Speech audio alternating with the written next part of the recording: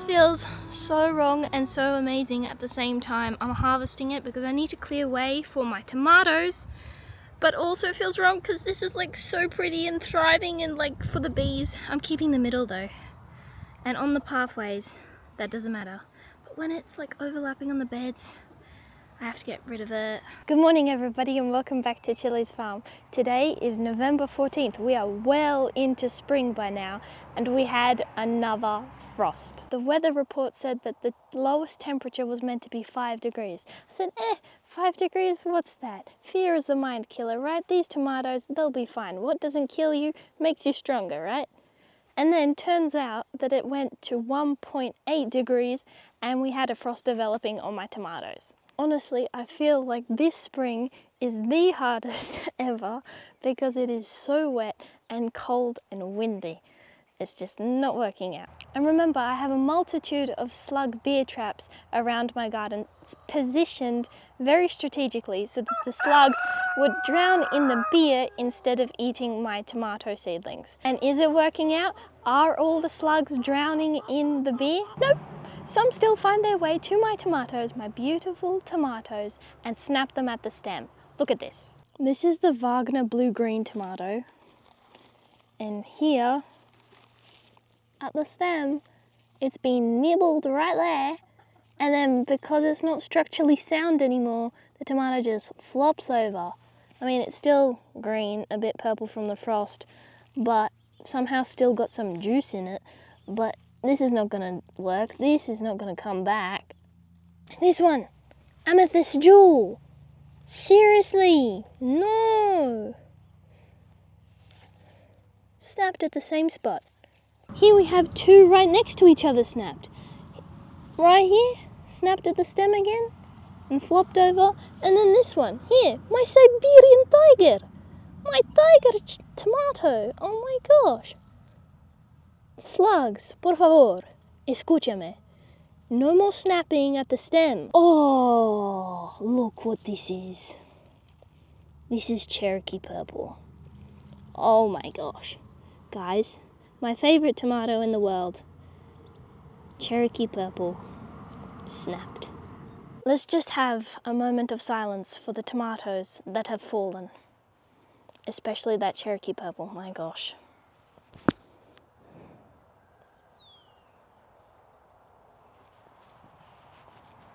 Ugh. It is very, very, very sad. I have beer traps. I have chickens going around the garden, rotating, eating the slugs and bringing the concentration down.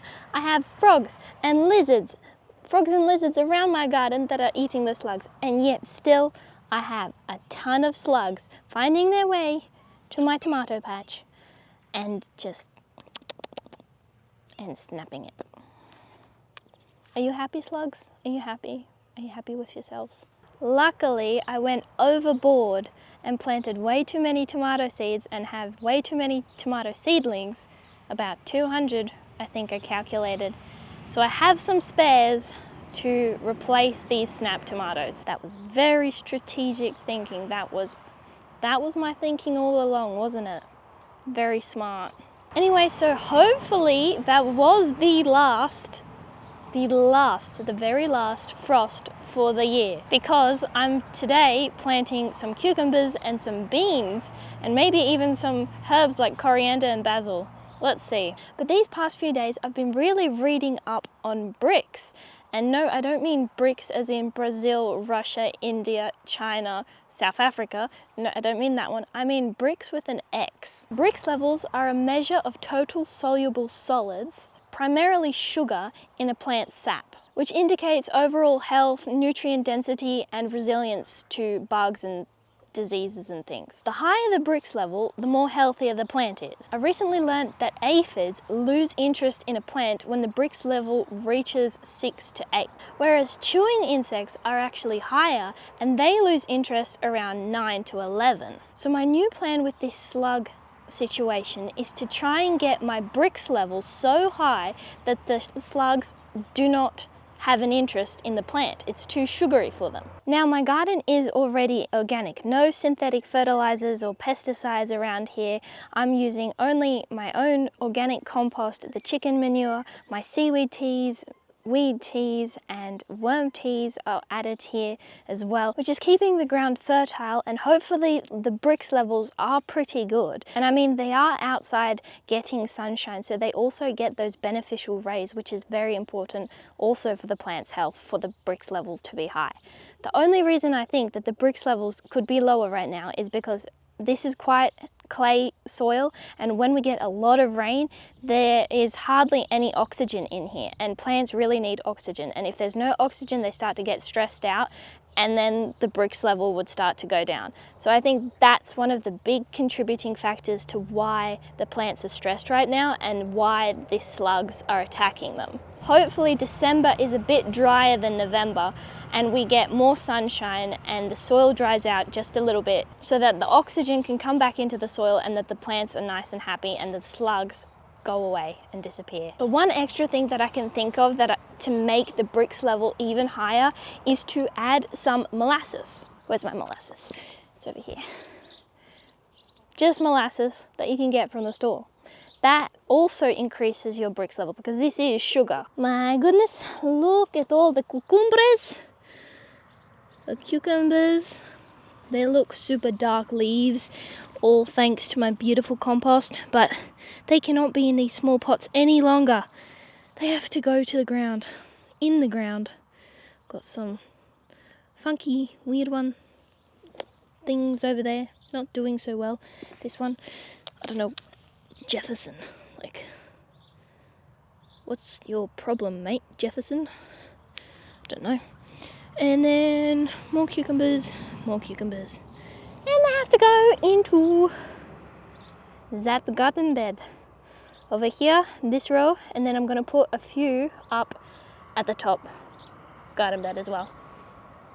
Nice. The Germans, we will start with the German pickling. Yes. Let's see how much we can fill this row with cucumbers. Oh, this is fun. This is fun. This is going to be spectacular. We're going to have so many cucumbers in the summer. Oh, just gotta move this seaweed a bit. Look at those beauties. I mean, honestly. Oh, there's a rock. And a mosquito. No, why does everybody want me this morning? The slugs, the mosquitoes, get away. I will not help you reproduce. Oy. Okay, look at these beauties. Stunning.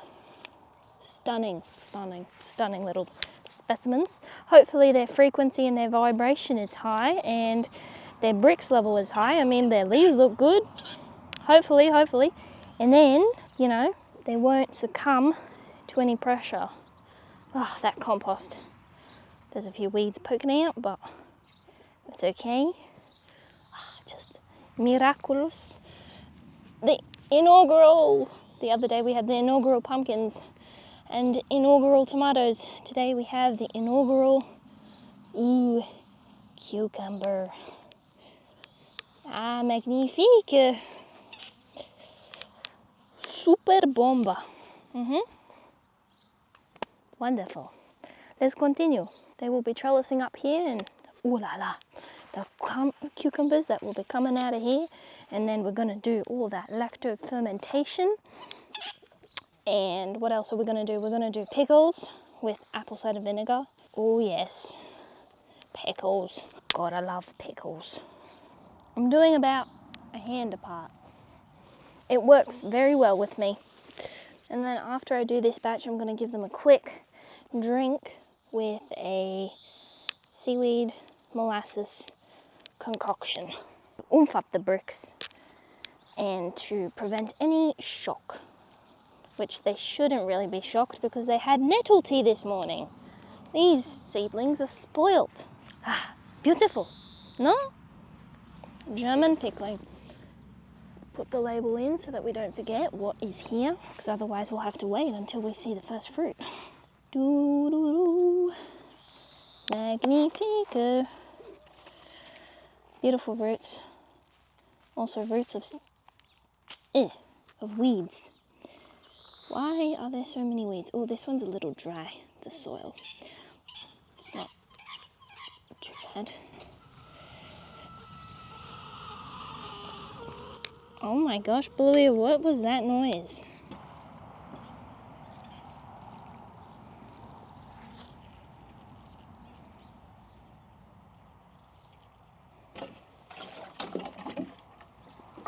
There's something clogging my nozzle. Rude.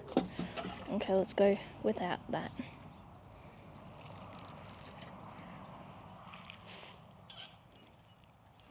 Nice.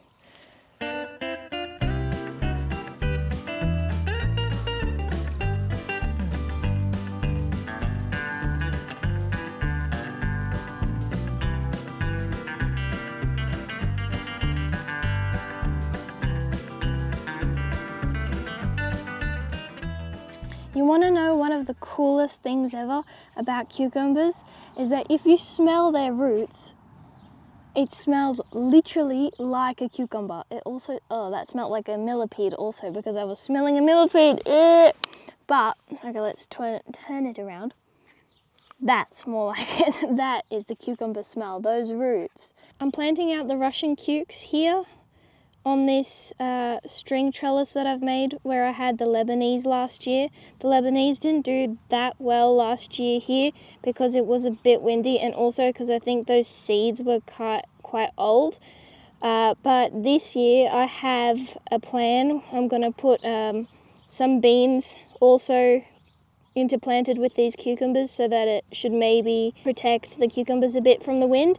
I can't really be choosy on spots anymore because I'm literally running out of spots to plant my cucumbers. So I am squeezing everything in together and companion planting it with different vegetables and fruits because, yeah, I'm running out of space because I planted way too many seeds.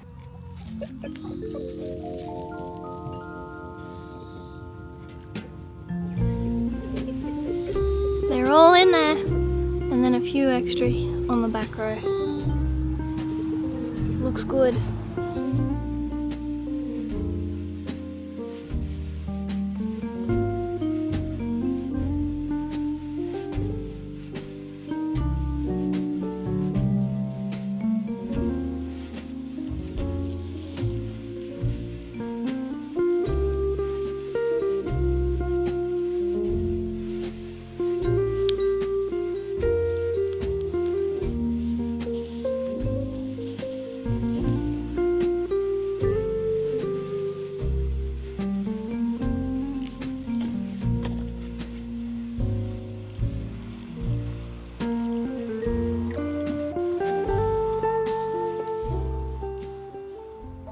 Everyone's sunbathing.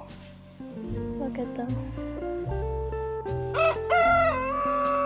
Oh, there goes Persephone. She is a pancake. Look at her. And the eyes are closed.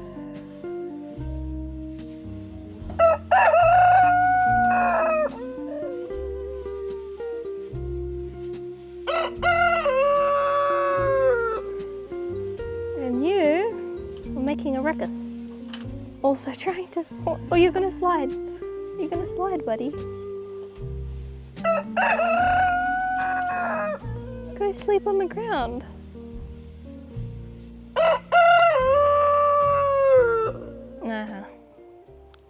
Well, that's it. I planted the cucumbers, all different varieties, Redlands, long white, Lebanese, German pickling, Marketmore, Space Master, like a lot of varieties, and I tried to squeeze them into all kinds of places. And I filled in the spaces of the tomatoes that had been snapped with of the same variety. I just replaced them with spares and hopefully they survive. I've watered them with molasses and seaweed tea, and yeah, that's pretty much it for today.